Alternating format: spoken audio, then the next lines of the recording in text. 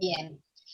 Bueno, en nombre de la Red de Mujeres Radicales, es una red nacional, pero nosotros representamos a la provincia de Buenos Aires. Les doy la bienvenida, agradezco la participación de ustedes, sobre todo las disertantes del día de la fecha y nuestro moderador, que solamente voy a presentarlo a él. Es un correligionario, abogado de Pilar, que bueno, es joven pero ha tenido mucha actividad, que no la vamos a detallar, pero bueno, que le deseamos muchos éxitos y que pueda tener bajo su presidencia el comité de distrito, que es su próximo desafío. Así que bueno, ahí te dejo, Vladimir, para que vos puedas presentar a las disertantes. Diana, bueno, en principio, buenas tardes, agradecer por la oportunidad de estar hoy reunidos hablando acerca de una temática tan importante. Como decías vos, hoy tenemos dos disertantes que pueden aportarnos mucho a poder hablar en este mes sobre todo lo que es la prevención en cáncer de mama. En primer lugar vamos a tener a María Mercedes Maino, que es médica especialista universitaria en tocoginecología, es miembro titular de la Sociedad Argentina de Mastología y además es médica de planta del Servicio de Ginecología en el Hospital Central de San Isidro, bueno, Melchor Pose. Así que por ahí arrancar con las palabras de ella como disparador para lo que va a ser la charla de hoy. Bueno, buenas tardes a todos. Muchísimas gracias a la Red de Mujeres por convocarme a este encuentro. Para mí es un placer. Gracias Inés y Vladimir por convocarme. Bueno, ahí les voy a empezar. ¿Puedo empezar a compartir pantalla? Me tenés que habilitar. A ver. Sí. No, ya te paso. Ahí tenés disponible. Perfecto. Bueno. Decime. ¿Ahí ven mi pantalla? Bueno, cáncer de mama. Tocamos el tema. Yo voy a hablar un poco de los mitos y las verdades del cáncer de mama. Bueno, en primer lugar, el objetivo de esta charla es poder concientizar a la población de la importancia de los controles mamarios y derribar ciertos mitos del cáncer de mama y poder educar a nuestras pacientes, a la población, acerca de algunos aspectos que nos parecen relevantes y como para que se lleven algunos aspectos a su casa. En primer lugar, contarles que el cáncer de mama es el tumor más frecuente en la mujer, que tiene una incidencia de 21.000 casos nuevos por año, con una tasa de 73 casos cada 100.000 habitantes, y que 1 de cada 8 mujeres que vive hasta los 80 años desarrollará cáncer de mama. Es por eso la importancia de este cáncer, que es extremadamente frecuente. ¿Cuáles son los factores de riesgo para el cáncer de mama? Tenemos algunos factores no modificables y otros modificables. Vamos a empezar por los no modificables. Entre ellos el sexo y la edad. Decimos que el principal factor de riesgo para el desarrollo de cáncer de mama es ser mujer y cumplir años. Y ahí surge el primer mito, que el hombre no puede tener cáncer de mama. Esto es falso, no es cierto. El hombre puede desarrollar cáncer de mama y si bien es muy poco frecuente, representa el 1% de los cánceres de mama. Es importante recordar que todo aquel hombre que tiene cáncer de mama debe realizarse un estudio genético, porque puede transmitirlo a su descendencia si tiene una mutación genética para el desarrollo del cáncer. Otro de los aspectos no modificables y factores a tener en cuenta es la menarca. La menarca es el inicio de la menstruación y la menopausia tardía, es decir, el cese de la menstruación. Sabemos que una menarca temprana en menores de 12 años o una menopausia tardía después de los 55 años aumentan el riesgo de cáncer de mama. Y esto es por la mayor exposición a los estrógenos a los cuales está expuesta una persona. Y ahí surge otro mito, que el cáncer de mama no se da hasta la menopausia. Esto no es cierto. El 70% de los cánceres se producen en mayores de 70 años, pero sin embargo el cáncer de mama puede ocurrir a cualquier edad. Algunos factores de riesgo que son modificables, por ejemplo, la edad del primer embarazo. Toda aquella mujer menor de 30 años que queda embarazada tiene cierta protección contra el cáncer de mama. Así también las pacientes que tienen varios hijos y que tienen lactancia disminuyen el riesgo de desarrollar cáncer de mama. Otro de los factores modificables es la terapia de reemplazo hormonal. Hace muchos años no había paciente en el consultorio ginecológico que no se vaya con una terapia de reemplazo hormonal. Hoy sabemos que tiene ciertos riesgos y uno de ellos es el incremento en el cáncer de mama. Otro de los aspectos es la obesidad y el sedentarismo. Las pacientes obesas y el sedentarismo, sobre todo en la posmenopausia, aumentan el riesgo de desarrollar cáncer de mama. Las pacientes obesas suelen tener mayor tejido adiposo y ese tejido adiposo genera una producción periférica que se llama de grasas y eso aumenta el riesgo de cáncer, de estrógenos, perdón. A través de las grasas produce estrógenos periféricos y aumenta el riesgo de desarrollar cáncer de mama. Con respecto a la alimentación, este es un tema muy amplio, pero así a modo de resumen, las dietas ricas en grasa aumentan el riesgo de cáncer de mama. Y sabemos que con una dieta saludable se reduce el riesgo de cáncer de mama. Acá hay otro mito que dicen que el comer pollo aumenta el riesgo de tener cáncer de mama. Esto no es cierto. Los pollos no cuentan con ninguna sobrecarga hormonal que pueda provocar cáncer de mama. Pero sabemos que hay ciertos alimentos protectores para el desarrollo del cáncer de mama. Con respecto al alcohol, se recomienda no consumir más de 2 copas de alcohol por día y el riesgo en las consumidoras es mayor que en las no consumidoras. Y la equivalencia es de 350 centímetros cúbicos es igual a 150 centímetros cúbicos de vino y 44 centímetros cúbicos de whisky.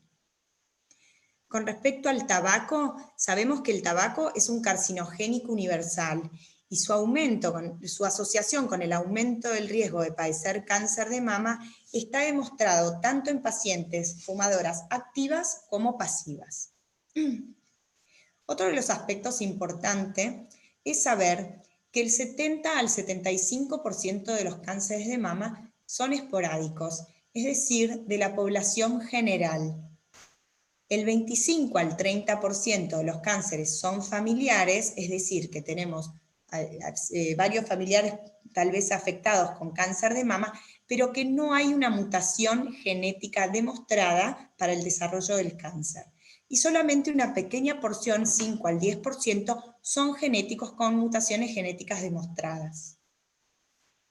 Entonces, tenemos otro mito. Si no tengo antecedentes familiares, no tendré cáncer de mama. Como dije anteriormente, el 75% de las pacientes afectadas por cáncer de mama no tienen antecedentes familiares. Y acá surge otro mito, que sería, si mis antecedentes familiares provienen de la rama paterna, no tendré cáncer de mama. Esto es muy importante tenerlo en cuenta porque esto es falso. Los antecedentes de ambas ramas de la familia, tanto materna como paterna, son igualmente importantes. A veces cuando tenemos pacientes que nos llegan al consultorio y uno le pregunta acerca de los antecedentes familiares, siempre piensan por el lado materno y dejan de lado el paterno cuando en realidad son los dos importantes en igual medida. ¿Cuáles son los signos y síntomas que debemos tener en cuenta para consultar a un especialista? Ante la aparición de una masa o tumoración, ante la aparición de dolor, que yo esta la pondría como relativa, porque siempre está presente, pero bueno, ahora vamos a desarrollar un poquito más.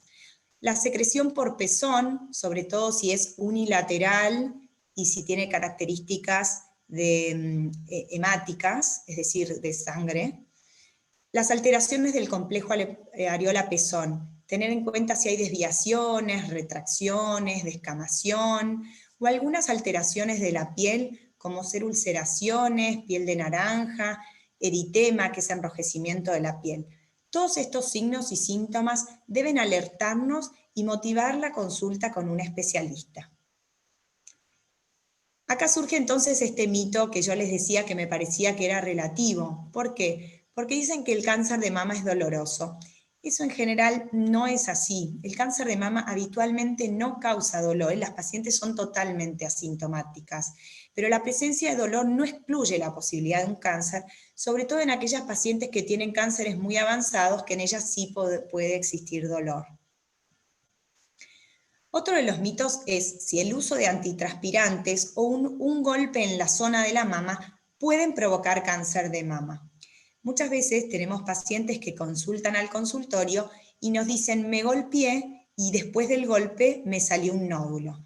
Bueno, esto no es así.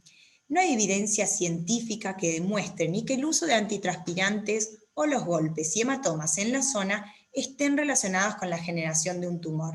Lo que sucede es que muchas veces después de un golpe, las pacientes se hacen un autoexamen y se detectan un nódulo, pero no por efecto del golpe o hematoma.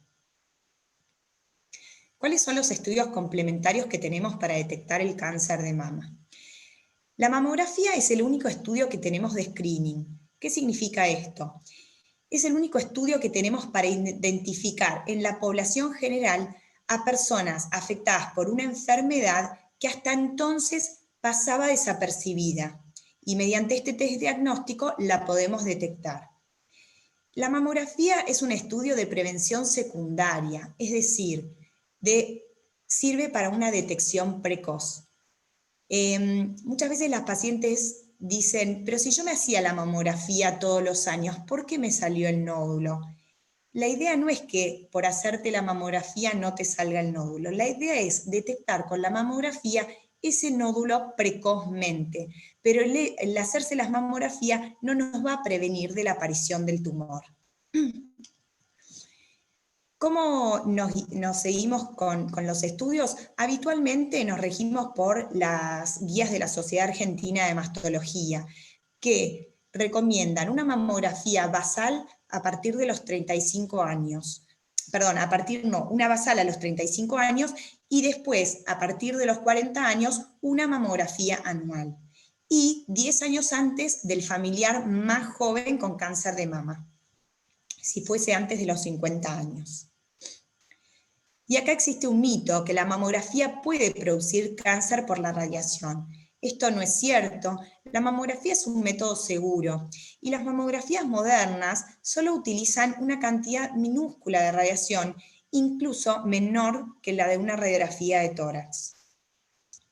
Otros de los estudios que tenemos son la ecografía mamaria, que es un estudio complementario a la mamografía que solemos pedirlo de rutina, pero son complementarios y este no es un estudio de screening, a pesar de que habitualmente los pedimos en conjuntos porque nos traen distinta información y se complementan.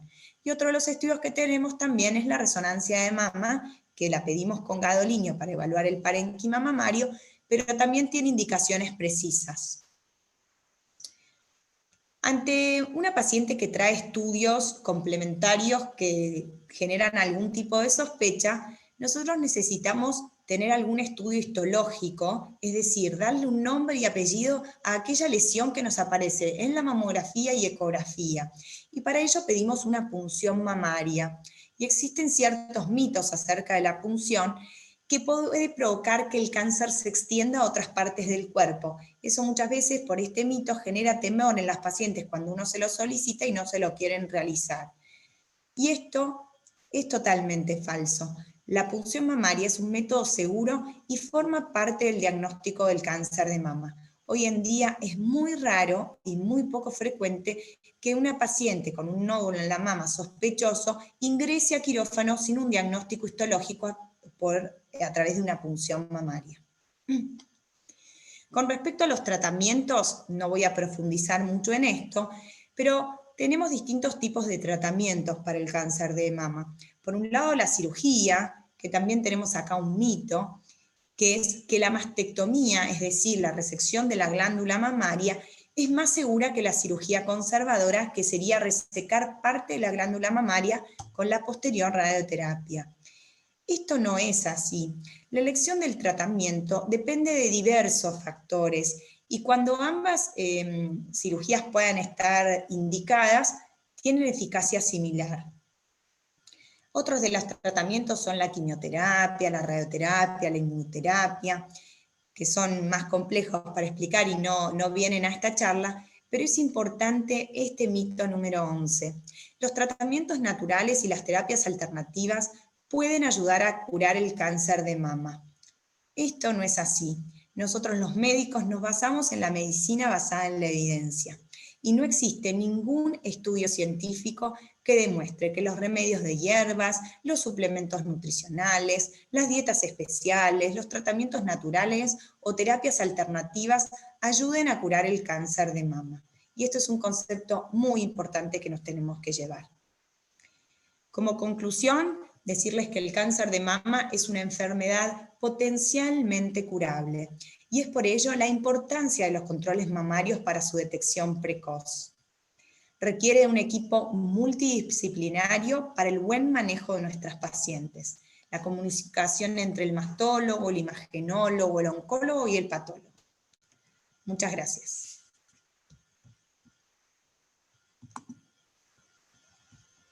Muchas gracias, Mercedes. Ahí vi que Oscar ya había dejado una pregunta. Por ahí, los que quieran ir dejando preguntas o en el chat o después levantamos las manos y después las dos presentaciones por ahí las hacemos así ordenamos, pero ya tomé que habías hecho ahí la pregunta.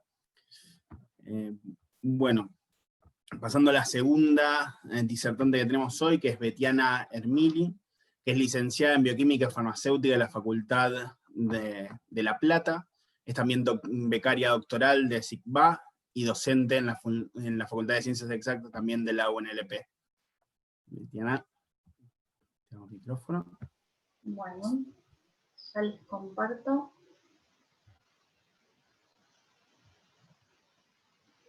¿Ahí se ve bien? Perfecto. Bueno, buenas tardes a todos. Antes que nada quiero agradecer esta invitación de la Red de Mujeres de la Provincia de Buenos Aires a participar en esta charla. Siempre es bienvenida una oportunidad de poder comunicar y transmitir lo que sabemos y lo que hacemos, así que es más que valioso para mí poder estar acá. Y particularmente quiero agradecerle a Marina por haber confiado en mí para llevar a cabo esta charla. La idea es no aburrirlos principalmente y que puedan conocer un poquito más de qué se trata este tema. Y como objetivo general, me gustaría hablar un poquito de qué es el cáncer, cómo se origina y particularmente sobre el cáncer de mama, que es el tema que nos convoca, poder conocer cuáles son las terapias por ahí más específicas para cada subtipo de cáncer y hablarles un poquito de qué es lo que hacemos desde el laboratorio y la investigación para aportar a esta patología. Entonces, en primera instancia nos preguntamos qué es el cáncer.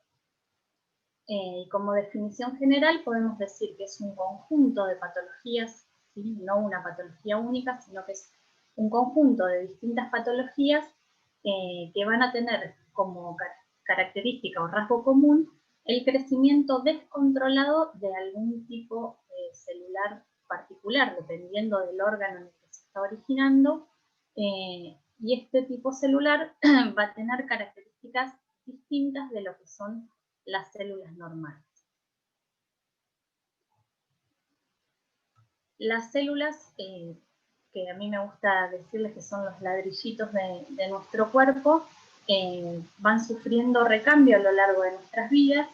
Algunas se van cambiando más rápido, como podemos ver en la vida cotidiana, lo que es pelo, uñas o cosas no tan visibles como el epitelio o lo que recubre nuestro tracto gastrointestinal, incluso las células sanguíneas, que tenemos por ejemplo los glóbulos rojos que viven 120 días en circulación, y pasado ese término se liberan glóbulos rojos nuevos. Y tenemos otros tipos celulares que tienen recambios más lentos, e incluso algunos tipos celulares que no se recambian nunca, porque no tienen capacidad de dividirse. Y me gusta hacer la analogía de nuevo con la casa, pensando que tal vez pintamos afuera o adentro una vez por año o año por medio, el techo con suerte lo cambiaremos cada 20 o 30 años, y tal vez una ventana no la cambiemos nunca. Entonces, más o menos algo parecido ocurre con nuestro organismo. Para que ocurra este recambio de las células, lo que ocurre es la división celular, ¿sí? La célula va a duplicar su contenido y se va ocurre lo que llamamos el ciclo celular, que es un proceso que está altamente regulado para que ocurra de manera correcta.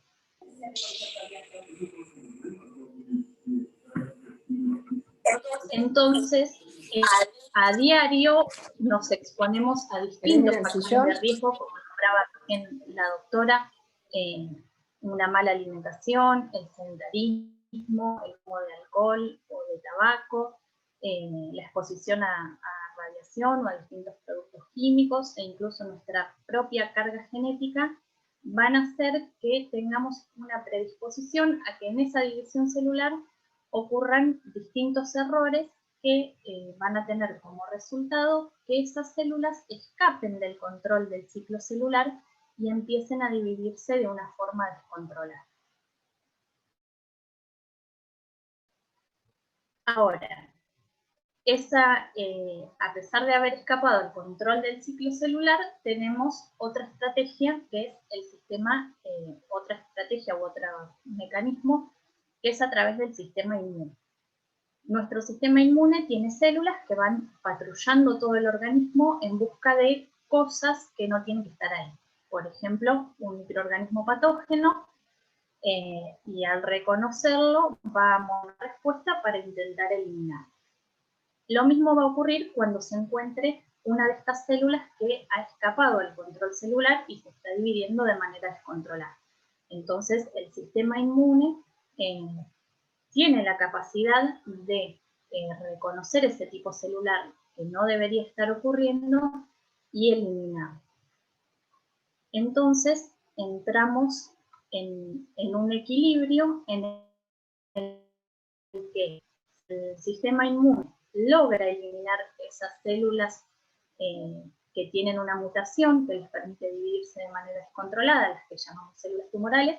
Cuando el sistema inmune logra eliminar ese tipo celular, tenemos lo que se llama una regresión.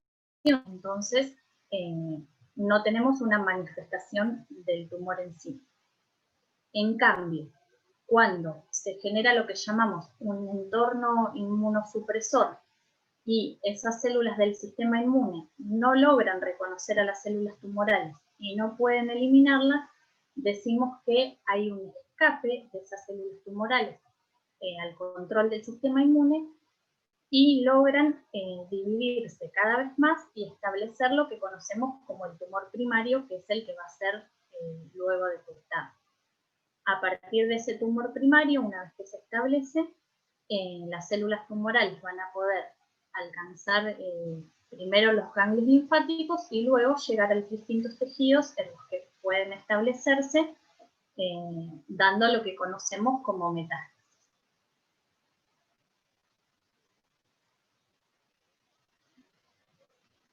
Entonces, ahora que tenemos este pantallazo general de qué es el cáncer y cómo ocurre y los mecanismos que tenemos para naturalmente en el cuerpo que esto no nos pase, cuando una lesión mamaria es detectable, como decía la doctora, ya sea porque tenemos síntomas o porque la paciente hace sus controles y se detecta algo que es anormal o que no tiene que estar, generalmente se pide una punción de esa lesión para lograr hacer una clasificación de esa lesión mamaria. Entonces, una de las formas que tenemos para clasificar a los distintos subtipos de cáncer de mama, que de nuevo no es una patología única, sino que es un conjunto de patologías que van a tener distintos rasgos, ya sean moleculares como clínicos también, es a través de la expresión de distintos receptores. Entonces, de manera general, vamos a tener un grupo de pacientes que van a expresar el gen de HER2, que más o menos representa el 20% de los casos, otro grupo que va a expresar receptores hormonales, como hablaba la doctora también, el rol central del estrógeno en la aparición del cáncer de mama, representan más o menos el 80% de los casos, y estas pacientes van a tener ya sea receptor de estrógeno o de progesterona, que son las hormonas sexuales femeninas. Y tenemos un tercer grupo al que llamamos triple negativo, porque no expresan ninguno de estos tres receptores y representa más o menos el 10-20% de los casos de cáncer de mama. Entonces, ¿para qué nos sirve hacer esta clasificación? En primer medida, podríamos, a través de esta clasificación, orientar un poco al tratamiento que va a recibir esta paciente. Entonces, como decía la doctora, tenemos la opción de la cirugía y tenemos distintas opciones de tratamiento, que por suerte, con el conocimiento de las bases moleculares de la patología, se pudieron ir desarrollando distintos fármacos que van a ser específicos para cada subtipo de cáncer de mama. Entonces, si la paciente, si encontramos que sus células tumorales tienen expresados el gen de HER2, va a poder recibir tratamiento con un anticuerpo que se llama trastuzumab, que se utiliza por vía inyectable. Y un anticuerpo es una proteína que puede reconocer alguna estructura particular. Entonces, el trastuzumab va a reconocer a este receptor HER2, se va a unir y va a tener un doble efecto.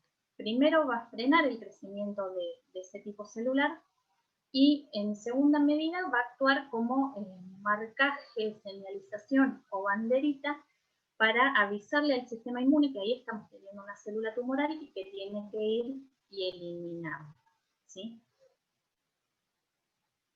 Para el caso de las pacientes que expresan los receptores hormonales, como opción de terapia tenemos el tamoxifeno, que tiene la ventaja de que se utiliza por vía oral, así que va a ser mucho más cómodo y fácil para la paciente. Y el tamoxifeno lo que hace es bloquear el receptor de estrógeno, ¿sí? El receptor de estrógeno va a señalizar el crecimiento de esa célula. O sea, cuando el estrógeno se une a su receptor, va a activar una vía de señalización que le va a decir a esa célula dividir. Con el tamoxifeno hacemos las veces de patobica, que se nos para en la puerta y le dice al estrógeno, acá no te unís, entonces estamos evitando esa señal de proliferación.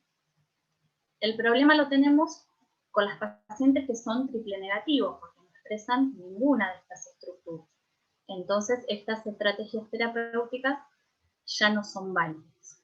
En la actualidad, se encuentran en fase clínica de ensayo distintos fármacos cuyo objetivo sería potenciar la respuesta del sistema inmune para que logren eliminar estas células tumorales. Como les decía hoy, cuando el tumor logra establecerse, las células tumorales secretaron distintos factores que hacen que se frene la respuesta del sistema inmune. O sea, tenemos un ambiente inmunosupresor. Lo que se busca con este tipo de fármacos es volver a reactivar o restablecer la respuesta inmune para que logre eliminar este tipo celular cancerígeno. Desde el CINIVA, que es el Centro de Investigaciones en Inmunología Básica y Aplicada, hace varios años que se está trabajando con cáncer de mama. Yo me incorporé relativamente hace poco. Pero bueno, el objetivo es conocer los mecanismos que permiten que estas células tumorales crezcan de manera descontrolada sin ser detectadas por el sistema inmune, para a partir de esto poder proponer distintos métodos, ya sea para el diagnóstico como para el tratamiento de los distintos subtipos de cáncer de mama. ¿sí? Sobre todo orientado al diagnóstico temprano y a proponer nuevas terapias para cada subtipo específico. En los últimos años se han publicado distintos trabajos desde el laboratorio relacionados con todo lo que es esta inmunosupresión que le permite al tumor crecer de manera descontrolada y particularmente la expresión de la enzima IDO que va a generar este entorno inmunosupresor, para la cual ya se disponen de algunos fármacos que logran inhibirla para que se monte la respuesta inmune adecuada. Entonces, en base a esto, lo más importante es recordar siempre un buen pronóstico va de la mano de la detección temprana. Y para la detección temprana siempre son fundamentales los controles periódicos, ya sea para esta patología como para cualquier otra patología. Y me parece que es importante y que estaría bueno con el tiempo que se logre correr el eje de pensamiento que por ello veo en mi abuela o en mi papá, de decir no voy al médico porque seguro que me encuentra algo.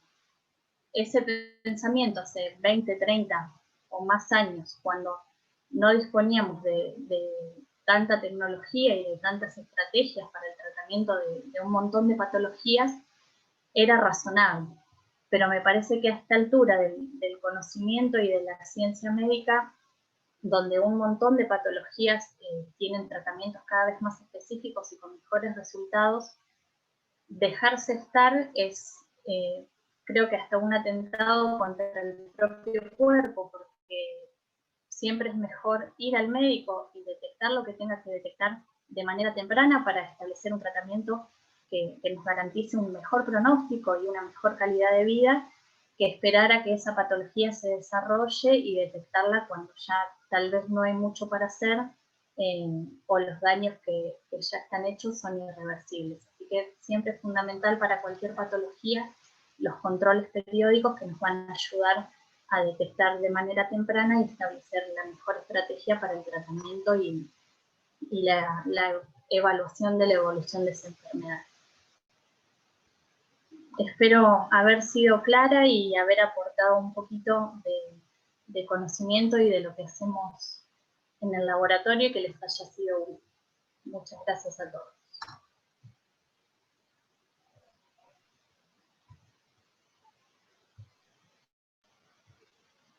Muchas gracias, Betiana, también por tu exposición. Ahora, un poco la idea, más allá de que teníamos una pregunta pendiente, es que también el resto de los participantes pueda, si tiene, agregar alguna pregunta o alguna experiencia personal. Como digo, el grupo es bastante parejo hoy, hay bastantes hombres y mujeres participando, así que también aprovechar un poco para poder tomar la temática desde los lados. A mí por lo menos me sorprendió uno de los primeros datos que dio Mercedes, que era posible que haya cáncer de mama dentro de los hombres. Yo era uno de los que debo decir que siempre considera que era algo que no afectaba por lo menos a los hombres. Pero bueno, nada, abrir un poco la conversación para que el que tenga alguna experiencia personal que pueda agregar o alguna pregunta. Sé que Oscar tenía una pregunta pendiente, no sé si la querés hacer vos o la leo, que la tengo acá. Mira, simplemente es muy sencilla.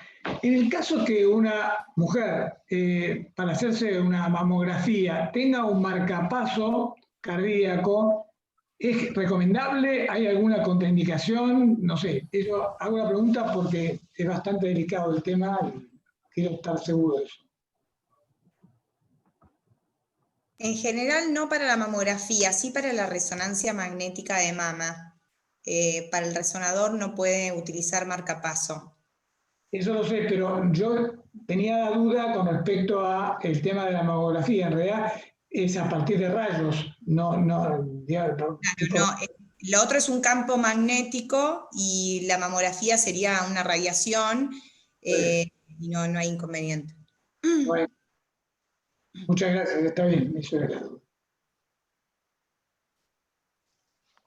Otra cosa que estamos, te pregunto, Es interesante el autocontrol, pienso, y eso es lo que hay que, más allá de ir al médico, que creo que compartimos plenamente lo que han dicho, pero que la mujer también tiene que hacerse un autocontrol y enseñar a hacer un autocontrol, digamos, eso uno poco en la escuela lo planteaba, más allá de que a veces no tienen la posibilidad de ir al médico, digamos, a un especialista, y que la gente tenga ese manejo personal, ¿no? Creo que eso es una indicación que habría que remarcar en las mujeres fundamentalmente.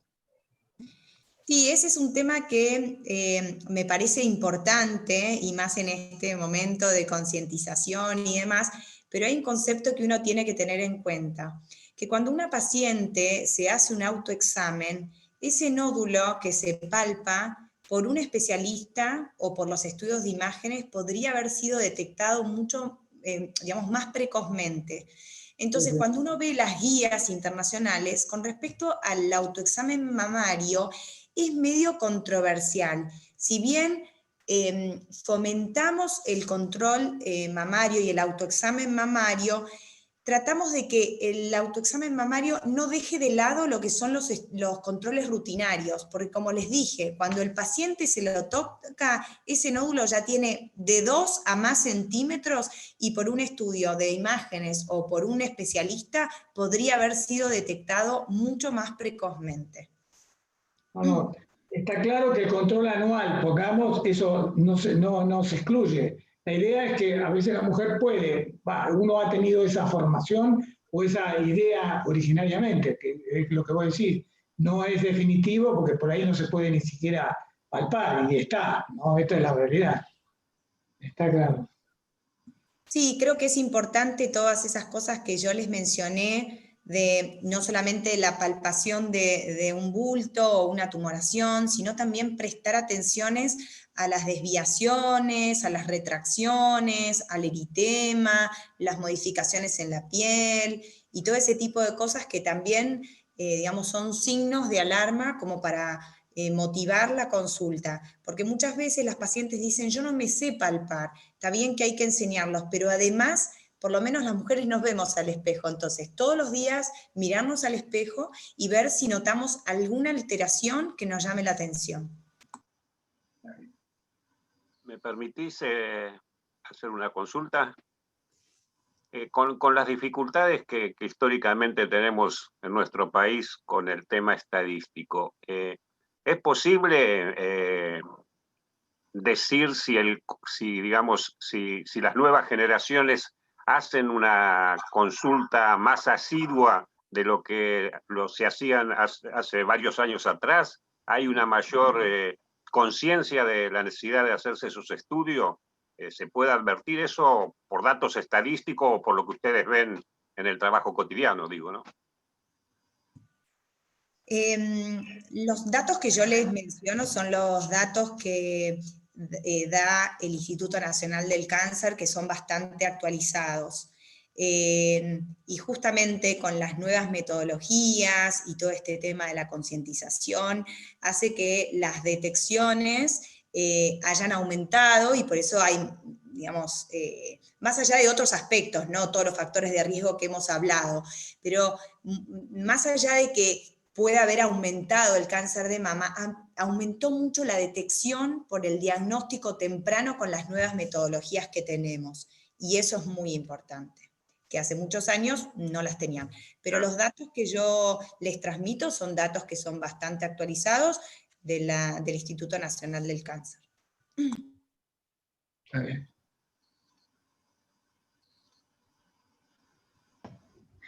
Hola Mercedes, te quiero hacer una consulta. Vos hace un ratito dijiste que uno de los mecanismos como para estudiar si hay algún nódulo o algo es la punción. Tengo entendido que existe ahora una nueva manera antes de la punción, que es la tomosíntesis, que es la mamografía 3D, ¿es así? Son cosas distintas. Yo no lo mencioné porque, bueno, en realidad tenemos hasta mamografía con contraste, que apareció hace poquito, que viene de alguna manera a reemplazar la resonancia. Yo no ahondé en el tema. Los estudios que uno pide, como yo les dije, el estudio de screening es la mamografía solamente. O sea, que una paciente que viene, que tiene mamas grasas, uno le puede pedir una mamografía que con eso es suficiente. Habitualmente, nosotros y en nuestro medio, como no es costoso, pedimos en complemento con la ecografía, ¿sí? Esos son como estudios medios básicos. Y después empiezan estudios que son complementarios cuando las cosas no quedan muy claras. Por ejemplo, uno de esos es la tomosíntesis, la mamografía magnificada, la compresión focalizada. La tomosíntesis es un estudio mamográfico que utiliza rayos X y lo único que hace es que hace muchos más, o sea, la mamografía en general uno pide 2 incidencias, medio oblicuo lateral y cráneo caudal, ¿sí? Después tenemos algunas más específicas, pero en general pedimos esas. Y la tomosíntesis lo que hace es como una mamografía que hace un barrido y hace cortes de 1 milímetro para poder detectar, por ejemplo, asimetrías, ¿sí? Entonces es un estudio complementario, pero que tiene indicaciones precisas. No se pide de rutina, por eso también las obras sociales no lo cubren, pero a veces cuando uno verdaderamente lo necesita, necesitaríamos que nos lo cubra, ¿no? Porque como dije, tiene indicaciones precisas. Es un estudio adicional, más complejo, más costoso, así como la resonancia, ¿sí? La resonancia no le pedimos a todas las pacientes, las pedimos en situaciones precisas. ¿Respondí la pregunta? Te hago una preguntita, Mercedes. Ay, bueno. Vos dijiste que, por ejemplo, cuando hay antecedentes familiares, se ve cuál es la persona que tuvo cáncer de mama más joven y 10 años antes se comienza a hacer una detección, va a hacer, digamos, las mamografías. Pero eso incluye, independientemente de que tenga o no demostrada la mutación, ¿no? O solo con las que tienen BRCA1, BRCA2, algún tipo de mutación demostrada. No, aunque no tenga mutación demostrada, porque aparte, a ver, los estudios genéticos son varios y dependiendo los antecedentes que uno tiene, digamos, la mutación que nos orientaría, ¿no? Y bueno, por ejemplo, para lo que es la mutación BRCA, tenemos, digamos, otra modalidad de screening, ¿sí? Y en el caso de eso que me decías de los familiares, en general es cuando no hay una mutación clara, ¿sí? No hay una mutación detectada. Entonces, yo tengo una paciente que su madre a los 45 años tuvo un cáncer de mama, y aunque sea solo su madre, pero puede tener otra familiar, y que ninguno de sus familiares tienen una mutación genética, bueno, a esa paciente se lo empiezo a pedir 10 años antes, o sea, a los 35. Perfecto. Gracias. Está bien. Tengo una preguntita más allá del factor genético. Cuando habló, muy bien, aclaraste el tema de la alimentación y demás. ¿Cuál es el riesgo más, digamos, o el que expone más a la posibilidad de la aparición del cáncer de mama? Ya sea en la alimentación, el tabaco, la bebida. ¿Hay algún factor más predominante que otro o es más o menos equivalente? A ver, si uno tiene una mutación genética, ese va a ser el factor de riesgo más claro, ¿no? Y después, como lo dije, el sexo y cumplir años. Siempre decimos que el principal factor es ser mujer y cumplir años, ¿sí? Así que, en ese sentido, los otros, bueno, van como contribuyendo y son factores de riesgo, otros protegen, pero en general, ser mujer y cumplir años es el principal factor de riesgo. Dejando de lado las mutaciones. A cualquiera de las dos, ya que hablamos de que el hombre tiene posibilidades de contraer esta enfermedad, ¿qué tipo de controles o qué debe hacer el hombre o cómo puede el hombre presumir que puede tener esta afección? El hombre no tiene indicación de hacerse controles mamarios. Empecemos por ahí. Como dije, es muy poco frecuente, es el 1% de los cánceres de mama y en general se lo detecta porque se palpa un nódulo. Lo único que nos puede contribuir es cuando uno tiene en cuenta los antecedentes familiares. Porque si un hombre tuvo a su padre con antecedente de cáncer de mama o tiene antecedente de cáncer de próstata, cáncer de de páncreas, de melanoma, y tiene a su madre con un cáncer de ovario, y uno supone que ahí hay un componente hereditario importante, por ejemplo, para sospechar y pedir un estudio genético, por ejemplo, para un BRCA2. En general, el hombre tiene la mutación del BRCA2, ¿sí? Entonces, digamos, la sospecha viene por ese lado, pero el hombre no tiene la indicación de hacerse controles mamarios, ni mucho menos, excepto que tenga alguna, digamos, que se palpe algo, ¿sí? Y hay algunos síndromes genéticos que por ahí pueden llegar a tener algún tipo de predisposición, pero en realidad no es que les hacemos el control rutinario. De Petri se había pedido la palabra. Sí, Mercedes, vos hiciste una acotación que favorece tener cáncer de mama cuando menstruan antes de los 13 años. Hoy día yo he notado que la mayoría de las chicas tienen sus primeros periodos a partir de los 10, 11 y 12 años. Prácticamente ya de 13, pocas.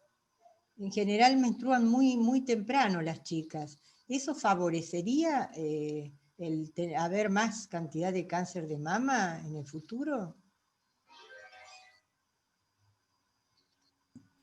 Como les explicaba, como hay mayor exposición a los estrógenos, claramente puede favorecer el desarrollo del cáncer de mama. La menarca, que es el inicio de la menstruación, es un factor no modificable. Pero ¿qué podemos hacer con esas mujeres que tengan varios hijos o que tengan hijos antes de los 30 años que sabemos que nos va a proteger? No sabemos cuándo van a dejar de menstruar, pero por lo menos tenemos esos otros factores, digamos, protectores para, digamos, disminuir ese riesgo que se puede generar. Claramente esto es un conjunto, digamos, es multifactorial, ¿sí? Hay un montón de cosas, no por haber empezado a los 13 años, antes de los 13 años o 12, si me cuido con la alimentación, si no fumo, si no tomo alcohol, si hago ejercicio físico, o sea, me parece que hay un montón de otros aspectos que uno puede mejorar para, digamos, prevenir la aparición del cáncer. Y no quedarnos solamente con uno de los aspectos, ¿no? Sí, siempre tener en cuenta que son factores que van a predisponer que porque tengo tal factor, sí o sí voy a tener cáncer de mama. ¿Sí? Son cosas que van sumando a contribuir a que aparezca la patología. Pero una cosa, o sea, menarca temprana no es igual a voy a tener cáncer de mama. Claro, yo te quería hacer, Mercedes, una pregunta. Vos planteaste, creo, contundentemente que el tema de comer pollo, carne de pollo, no traía mayores como mitos que había. En realidad, hoy hay un tema bastante complejo con el tema de la alimentación de los animales, digamos, de corral, donde se le da hormonas, un montón de elementos, en el cual generan cambios importantes en lo que es la estructura del alimento que uno ingiere, con predominio de algún tipo de hormonas y algún tipo de elementos. ¿Ahí no hay algún estudio de trazabilidad con respecto a, de acuerdo a la alimentación o a estas tendencias, mayor factibilidad que pueda desarrollarse, o no es viable ese tipo de posibilidad? No, por eso, no está demostrado, ¿sí? Esos, digamos, con las nuevas tecnologías transgénicas y demás, por eso son estos nuevos alimentos distintos, como decimos, no son aquellos de granja, pero no está demostrado que aumenten el riesgo.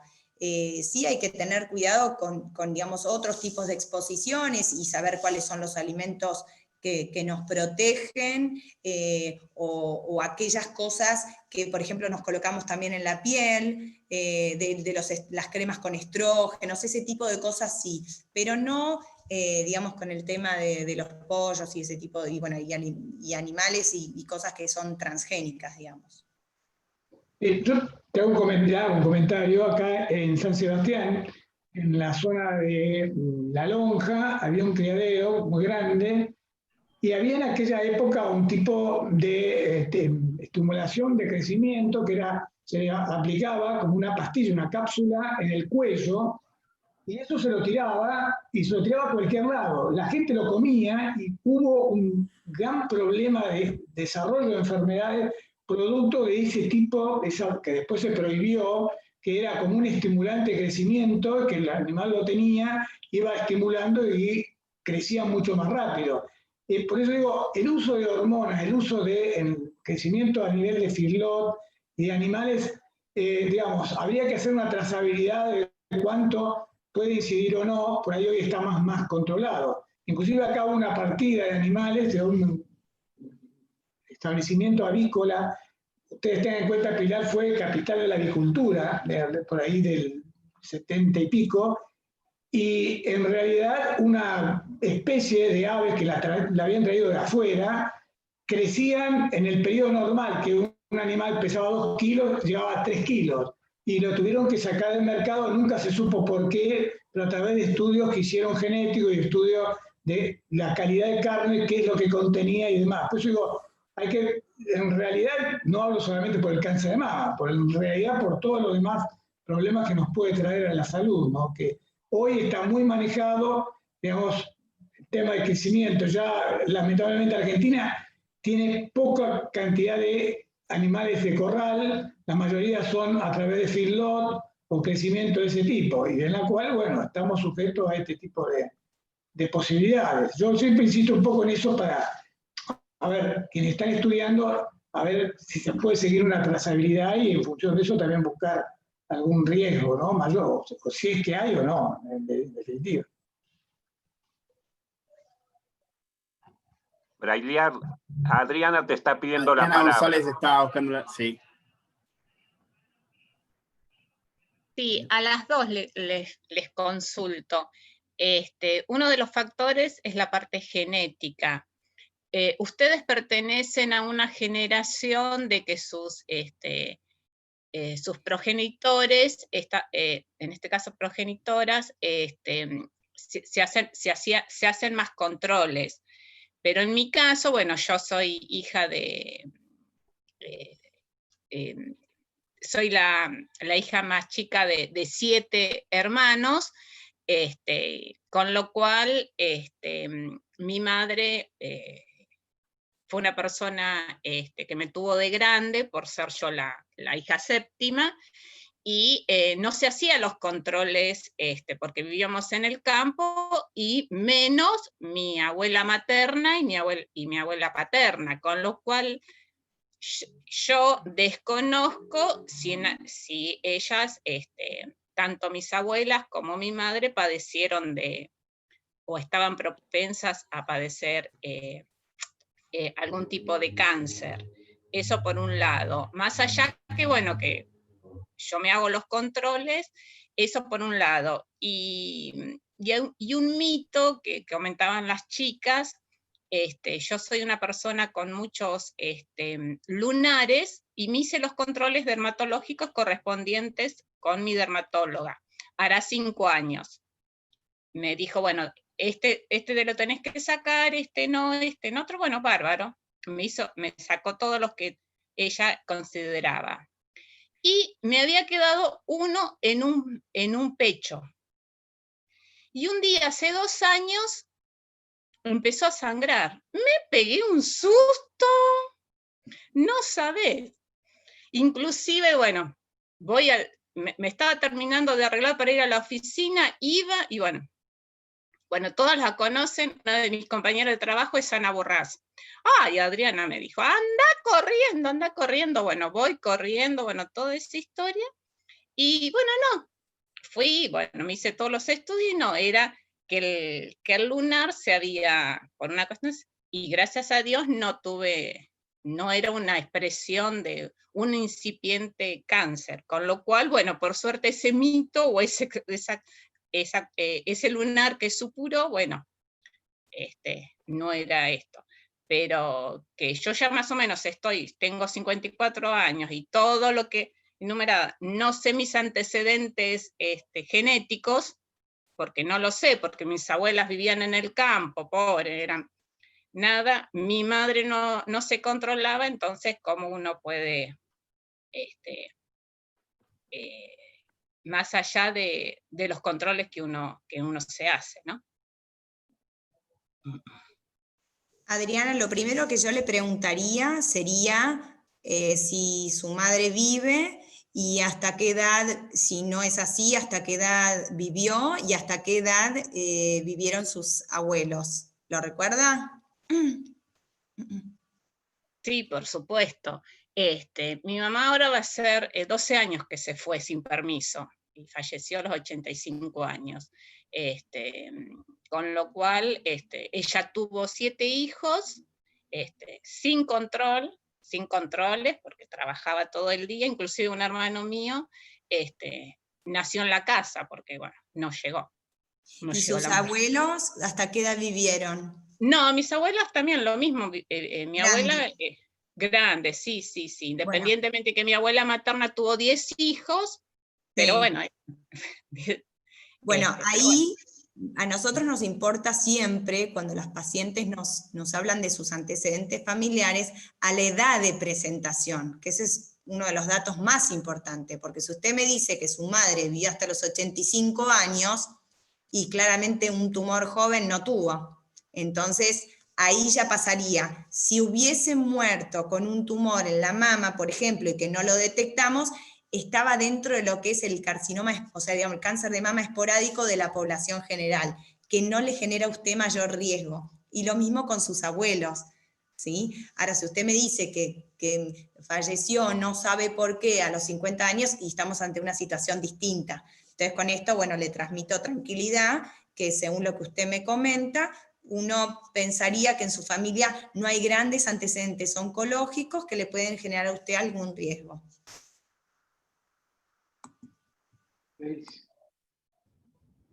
Bien. Para cualquiera de las dos, quería preguntarles, debido a esto de la pandemia, de la cuarentena y el aislamiento, todos los profesionales de la salud hacen una insistencia en que no se interrumpan los controles y los tratamientos. Si ustedes tienen referencia, si es tan así que es grave que mucha gente han interrumpido los tratamientos o los controles.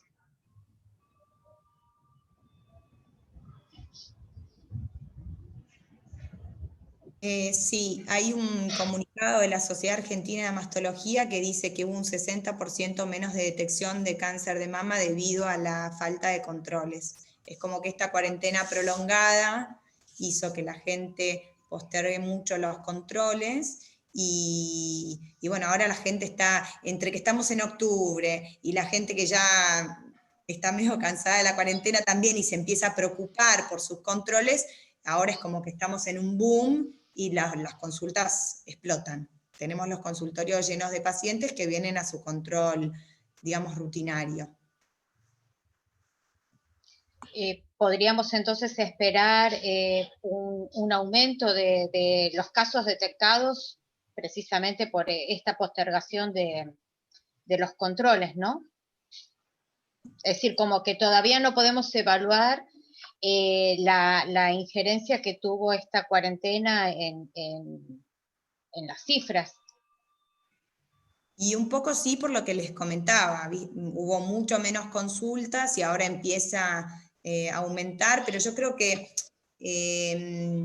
no es que va a haber más, sino que por ahí después los números van a estar como todos juntos.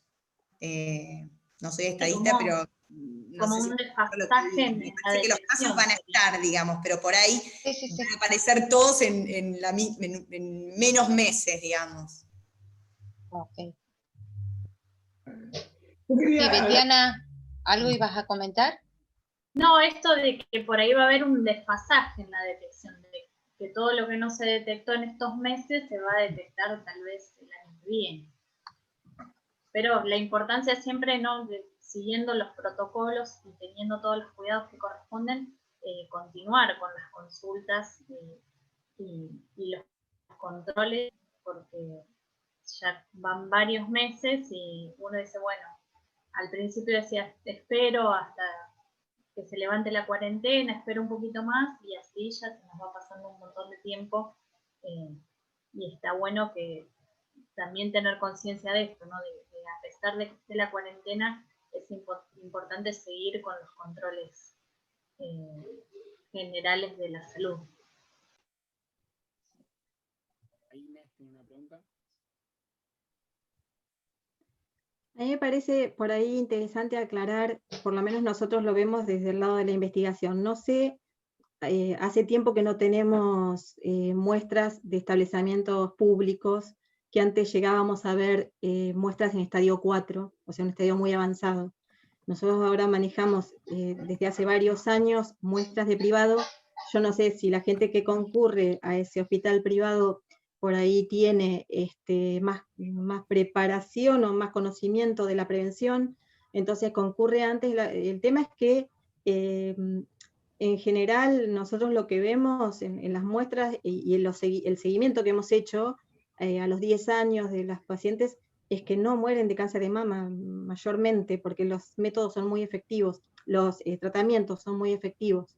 Entonces, detectado a tiempo, pueden morir de cualquier otra cosa. Muy pocos los casos son que hemos detectado que ha habido metástasis y que puedan haber muerto por algún metástasis en algún lado, pero en general con los tratamientos son tan efectivos que no hay mortalidad alta, por lo menos lo que vemos nosotros. No sé, Mercedes, si tenés por ahí otra experiencia. Esto lo vemos nosotros desde, digamos, con el lote de muestras que trabajamos.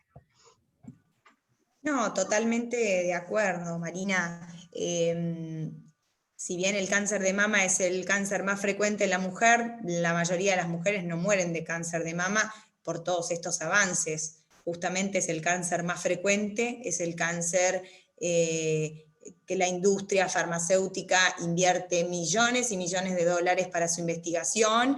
Entonces tenemos muchísimas armas para darle a las pacientes para poder tratarlo y evitar que mueran por esto. Eso es así, claramente. Y con respecto a lo de los estadios, siempre en el ámbito privado las estadísticas de los estadios, digamos, las pacientes consultan más en estadios iniciales por esa conciencia de hacer los controles mamarios, y en el ámbito público uno ve un poquito un desfasaje, pero la realidad es que yo creo que la gente ha empezado a tomar mucha conciencia, y aún así en los hospitales públicos detectamos bastantes tumores precozmente. Siempre existe, digamos, la excepción, pero esto creo que a lo largo de los años se ha modificado y hacia positivo, digamos, y vamos cada vez mejor.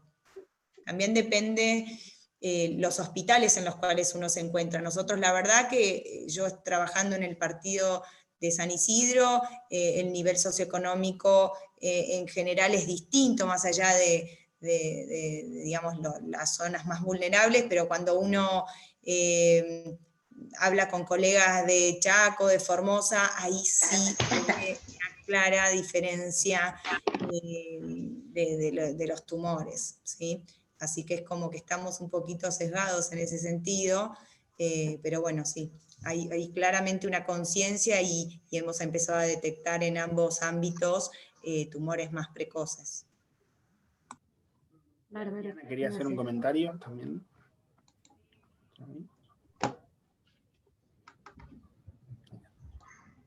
Yo soy Adriana Boywitz, soy bióloga.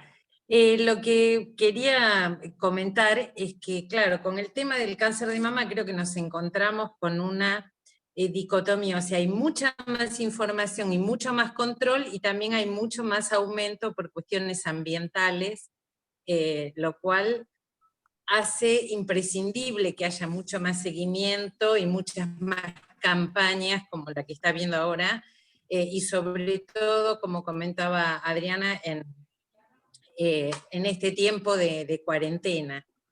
Nosotros también, yo trabajo en el hospital de niños y han venido de golpe todos a hacer todas las consultas ahora. Evidentemente la gente perdió el miedo.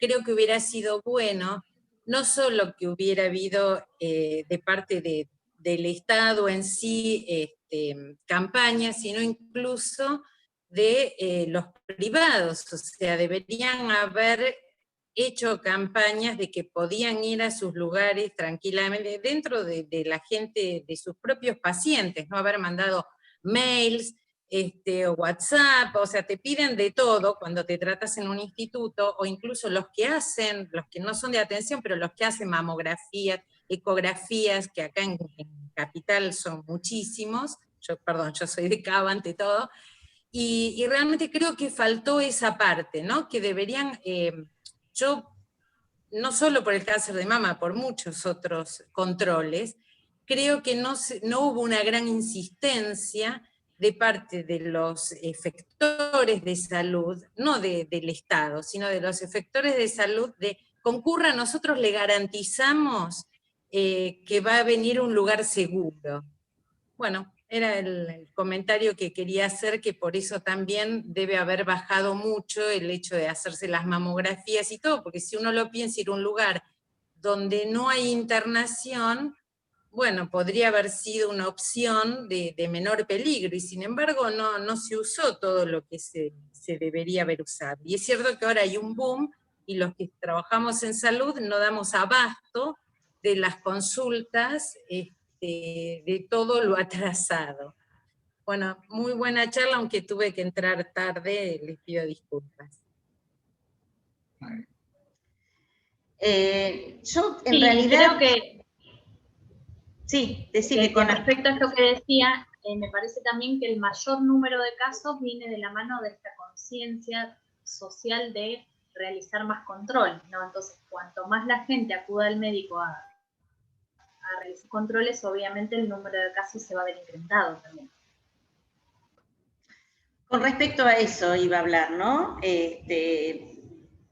Se da alrededor de las mujeres, de las amigas, de las conocidas, que hay mucho temor a los controles, por los resultados, obviamente. Uno va a buscar una mamografía, y hay un numerito, el Big Rat, por ejemplo, no sé cómo se llama, 1, 2, 3, y cuando le sale 2 o 3 la gente se asusta y piensa, tengo cáncer. Yo entiendo, la campaña está buena, pero ¿cómo hacemos o cómo se puede hacer para sacar ese temor que el cáncer es curable, y que cuanto más precozmente uno tenga controles y deje ese miedo de lado, pueda uno tener mejor calidad de vida, ¿no? Y menos miedo en general a ir al médico o ver esos resultados que asustan, por ejemplo, digo, ¿no? Sí, es un poco lo que les decía yo a lo último, intentar modificar ese razonamiento que existía antes de decir no voy al médico porque algo me va a encontrar, y que la gente se dé cuenta cada vez más de que es algo bueno, que si te tienen que encontrar algo, que te lo encuentren y que te lo encuentren de manera temprana, porque eso va a hacer que el pronóstico y la evolución de la patología sea muchísimo mejor. Y creo que es fundamental para eso informar a la población y que sepan no solo estén conscientes de la importancia de los controles periódicos, sino decirles para qué se tiene que controlar. Y dejar bien en claro de que el cáncer de mama tiene tratamientos, tiene un montón de tratamientos posibles, y en la mayoría de los casos o se puede curar o se puede lograr que esa paciente viva sin tener mayores complicaciones, y de hecho lo que decía Mari, en la mayoría de los casos no se mueren de cáncer de mama, sino que de otra cosa. Claro. Esa información está bueno que llegue a la población también, porque si no nos quedamos, como decías vos, con el miedo, y generalmente el miedo no ayuda mucho. Claro, y muchas mujeres siguen teniendo miedo ahora, y en generaciones de 40 y 30 años, sobre todo cuando después dejaron de ser, ya fueron mamás, y le aparece alguna mastitis o algo, y les agarra pánico, justamente en decir, a ver, ¿qué tengo? ¿No es así? Sí, yo creo que hay que tratar de transmitirles tranquilidad a las pacientes. Como dije yo en la charla, la mamografía y los estudios mamarios, y en realidad la mamografía en este caso, que es un estudio de screening, que justamente, y es un estudio de prevención secundaria, es que me ayuda a detectar precozmente, pero no va a hacer que a mí me deje de aparecer la lesión.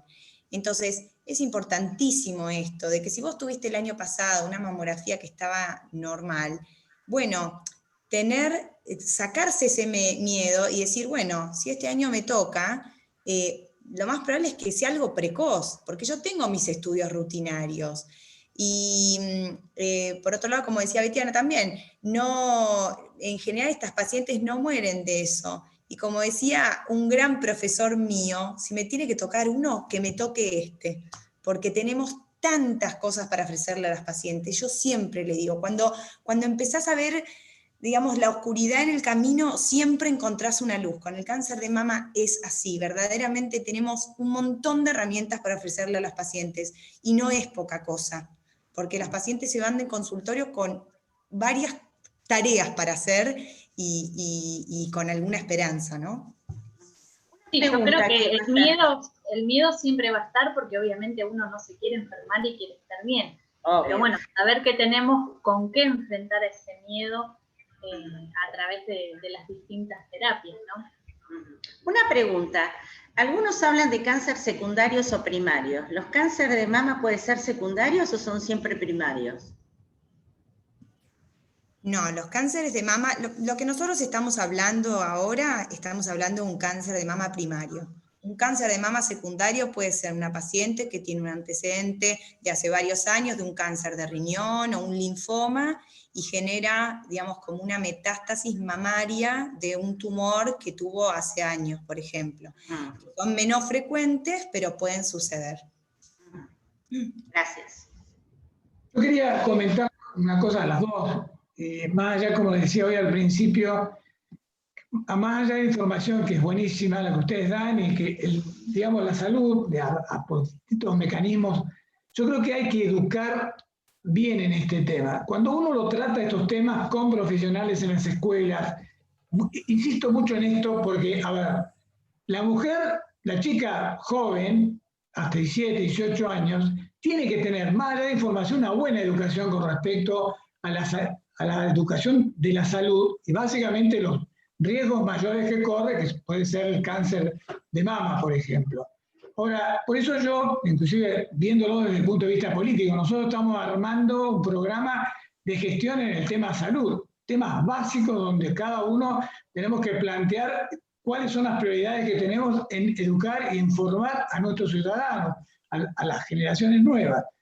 Y yo creo que la educación hoy, lo decía hoy temprano, ha dejado y ha descuidado con otras cosas realmente la formación que teníamos nosotros cuando éramos adolescentes, donde teníamos anatomía, donde teníamos biología, higiene, bueno, toda una cantidad de temas con profundidad que hoy no se da nada. Así que a una chica que no tuvo una información desde la base de una buena secundaria, porque no todos llegan a la universidad, entonces se encuentran con el médico y se asustan. Pero si vos tenés una formación desde la secundaria, donde te hablan clarito, te presentan estudios, te dan evaluación, como ustedes hacen muy bien esos PowerPoint, dónde están las posibilidades de recuperación, de tratamiento, de prevención, es una forma de educar, y yo creo que esto es lo que está faltando en mucha gente, hablo de este tema como puedo hablar de enfermedades cardiovasculares, de la diabetes, es decir, yo creo que no quito el trabajo enorme que hacen ustedes como profesionales, pero a mí me gustaría, desde nuestra actividad, inclusive política, trabajar mucho el tema de la educación en estos temas. Más allá que hay fechas que se conmemora o se recuerda anualmente, pero trabajar con folletos, trabajar con material que ustedes profesionales pueden armar, e ir a cada escuela de cada distrito y hacer jornadas de debate con profesionales sobre este tema, sobre otros, pero este tema que estamos discutiendo hoy es clave. Yo creo que ninguna chica, inclusive ningún varón, que por ahí ni tiene idea que le puede agarrar un cáncer de mama, también puede prestar atención y tener en cuenta antecedentes familiares y un montón de cosas. Yo insisto un poco en eso porque, bueno, me he dedicado toda la vida a educar para la salud y yo creo que eso es lo que hoy nos está faltando a nivel de una capa, digamos, de edad donde el chico tendría que tener una buena orientación. Yo creo que las políticas de salud pública tienen que estar totalmente centradas en la información para la prevención de las distintas patologías. Y esto que decís vos, Oscar, de educar en las secundarias, a mí me parecería fantástico y me encantaría poder participar, sobre todo con adolescentes, en estas cuestiones de transmitir distintos factores de riesgo, cuidados, señales de alarma, que los vayan formando para el resto de su vida, ¿no? Exactamente. Hace unos años en el centro nuestro de investigaciones...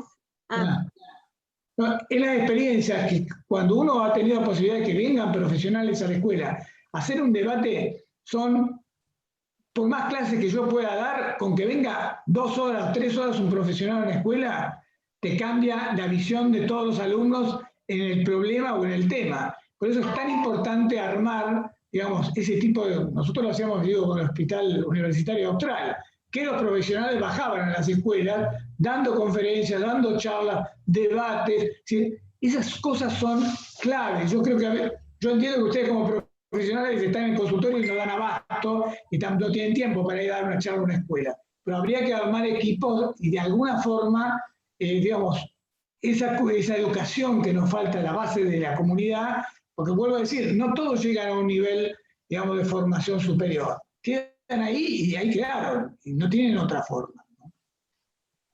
No, yo lo que quería comentar es que en el centro donde trabajamos con Betiana, hace bastantes años, y duró muchos años, había un proyecto de extensión universitaria que se llamaba PRECANMA, Prevención de Cáncer de Mama, que en algún momento antes había sido un proyecto de la SIC, que es de donde las dos, dependemos las dos de la SIC. Y lo que hacíamos en ese momento era, por un lado, hacer encuestas, y por otro lado, ir a salitas, a unidades sanitarias, y con la gente que estaba en la sala de espera, se les hacía, digamos, todo un tipo de capacitación o charlas concientizadoras, digamos, del tema de cáncer de mama.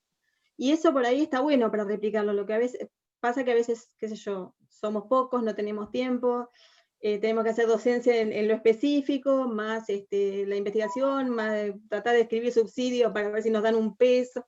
Entonces, bueno, ya es como que nos ocupa demasiado tiempo, pero sí es re interesante hacerlo desde todo nivel que uno pueda educar, porque en tantas cosas hace falta, me parece, docencia. En una de las materias que doy, por ahí hacemos charlas, que es ambiente y nutrición para cuarto año de nutrición, justamente por el tema de agroquímicos, para el tema de cómo prevenir y cómo saber de qué estamos hablando. Y yo creo que hace falta educación en estos temas en todos lados y a todo nivel. Primaria, secundaria, universitaria, a la comunidad en general. Y me parece que es bueno por ahí hacer charlas como las que organizó la red ahora y han venido organizando, que son muy para sembrar conciencia, me parece.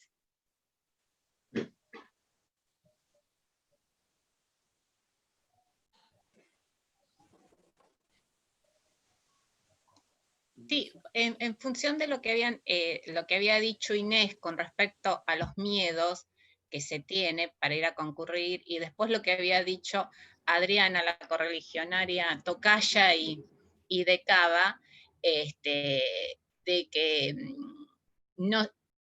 nosotros que hacemos política, que hubo un discurso de inculcar el miedo para no concurrir a los centros sanitarios. No sé por qué, cada uno hará su propia lectura, y entonces esta combinación del miedo personal a tener algún diagnóstico no querible, y esta imposición de tenernos encerrados, que fue una combinación para un combo perfecto para que hoy no se hayan concurrido tantas consultas. Y esto políticamente, tal vez vos, Mercedes, en San Isidro, ¿cómo lo pudiste ver? estas cuestiones políticas, que más allá de la educación, todo, y después nos tienen encerrados, ¿y a dónde vamos a ir? Eso es lo que quería consultarte, Mercedes. Sí, nosotros en el hospital disminuyó mucho la cantidad de consultas, pero siempre estuvimos, digamos, abiertos a recibir a aquellas pacientes que requerían atención, digamos. Muchas pacientes nos llegaban a través de los oncólogos y nos decían, pero ¿están atendiendo? Sí, o sea, estuvimos atendiendo, no dando los turnos con frecuencia, eran como turnos informales, pero bueno, claramente nos va a afectar porque cuando esto se regularice, yo creo que bueno, vamos a tener un boom de pacientes que han dejado sus controles y que vamos a poder detectar, digamos, cosas. También nos ha pasado de que a veces, dependiendo digamos, la ocupación de camas que teníamos, que en algunas circunstancias tuvimos que suprimir o disminuir la cantidad de cirugías, pero ahora estamos retomando. Es como que fue muy fluctuante todo este periodo, creo que lo va a seguir siendo. Actualmente estamos atendiendo, a veces cambiamos de lugar en el cual atendemos y estamos operando, pero claramente esto nos afectó, es como que todos vamos aprendiendo, es muy variable porque nosotros también como argentinos estábamos aprendiendo con esta pandemia, al principio cerramos todo, nos guiábamos mucho por lo internacional, y ahora con el diario del lunes decimos, ¿por qué no seguíamos operando en ese momento que paramos todo porque teníamos 60 casos? Y bueno, es como que estamos aprendiendo, me parece. Creo que bueno, va a tener sus consecuencias, pero de a poquito estamos tratando de restablecer la atención y de nuestras pacientes. Te dije que te... Un poco para cerrar, nada, agradecerles tanto a Mercedes como a Betiana por todo este tiempo que estuvimos pudiendo charlar. Me parece que como conclusión algo que sí me quedó mucho a mí es esto de tener la información necesaria para poder también quitar un montón de esos miedos y esos mitos. Creo que por ahí en el transcurso de la charla de hoy pasó mucho eso, empezar a eliminar muchos de los mitos o de los miedos, y eso se da claramente cuando uno tiene más información y puede acceder a poder sacarse esas dudas que pueda tener. Así que nada, por mi parte agradecer también a Adriana, que entiendo que ahora nos va a despedir, y agradecerles por lo que fue este encuentro. Me parece que nada, que sirvió mucho en ese sentido. Bueno, yo nuevamente les agradezco a las expositoras, fueron brillantes, muy didácticas, me encantó. Betiana, para nada aburriste, creo que no es muy fácil transmitir un poco tu ciencia, sin embargo lo hiciste muy gráficamente. Mercedes también. Agradecerle a la Fundación Rojas, que siempre nos permite utilizar este espacio y también nos ayuda con la promoción. Creo que como políticos siempre nos queda un deber, y es trabajar por la promoción de la salud, y no después cuando ya la patología está manifiesta, ¿no? Con eso, si trabajamos en eso, vamos a tener una mejor calidad de vida. Pero bueno, esto es parte de este aprendizaje, para esto son estos tipos de eventos, así que les agradezco a todos los que han participado, los que han colaborado, los que nos transmitieron sus experiencias, y bueno, seguiremos en la lucha conjunta para poder brindarle a la población una mejor calidad de vida. Así que, bueno, nada más por nuestra parte, y muchísimas gracias a todos. Gracias a ustedes por la invitación. Y lo mismo digo, muchas gracias por convocarme. Gracias. Por favor, al contrario. Gracias.